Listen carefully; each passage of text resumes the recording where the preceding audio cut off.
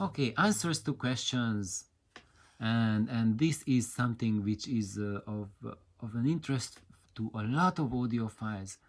Why do most projects or videos use a big woofer and a small baffle? So basically, a small cabinet with a big woofer in it.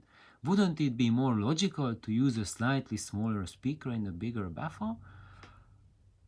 Yes, so actually, using a bigger baffle always gives us a more natural and richer mid bass. So when we have a small baffle, which means a small cabinet size, like narrow or just plain small, then the mid bass will not have that kind of life, that punch, that richness to it as as those instruments have in real life. So if you are a bass player or you play bass guitar, that's why you are always dissatisfied with these tiny skinny cabinets, because the buffer size is not big enough to create that rich sound. And that's not just a problem for bass guitar, that's also a problem for human vocals.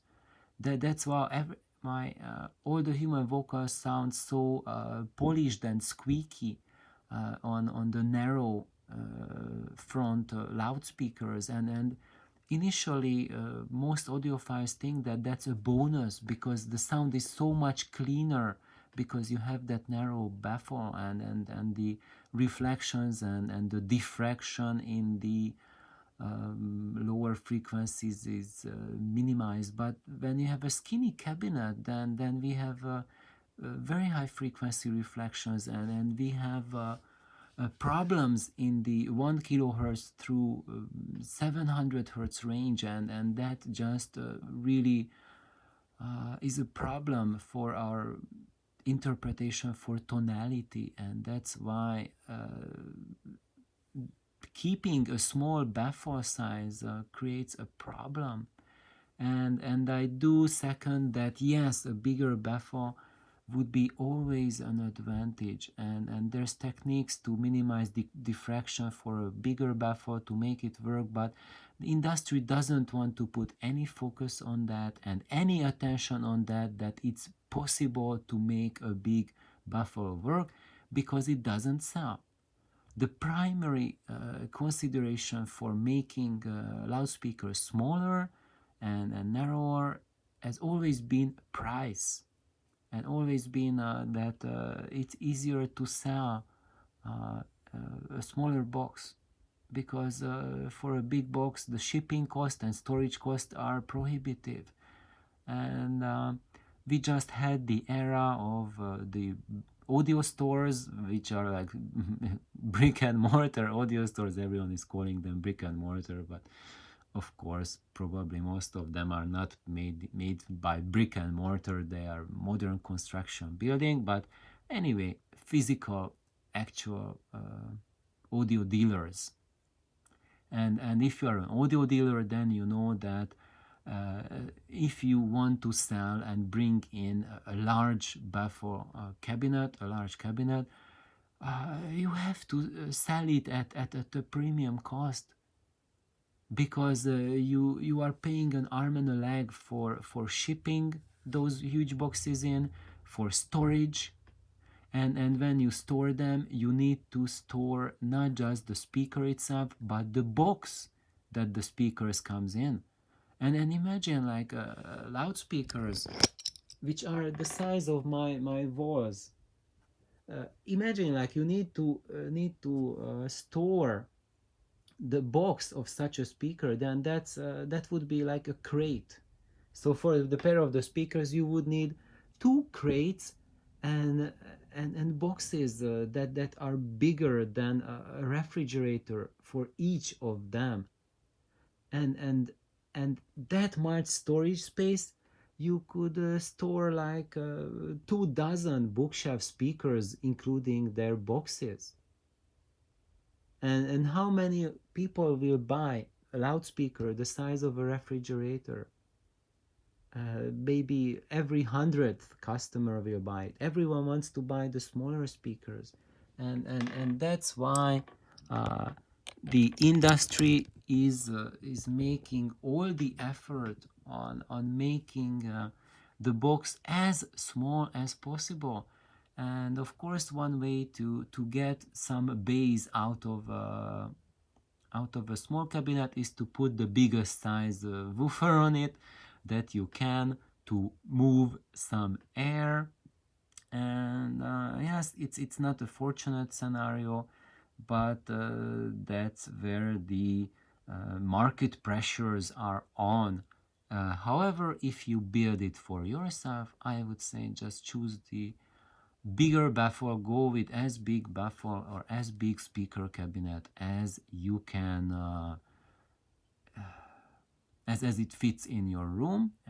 And for the driver choice, whether it's a bigger or a smaller woofer, it really depends on the woofer. There are some 8-inch drivers which are excellent, and there are 12-inch woofers, some of them which are not very good. So then it's really part of the design process which one we want, but we always want the bigger baffle. That will always give us a more natural sound. So thank you for the question. Awesome. And everyone have a wonderful day. And if you currently have a small loudspeaker that has small baffle size, but you love the sound, don't worry about that. Don't worry about big baffles, how it would be if the baffle would be bigger.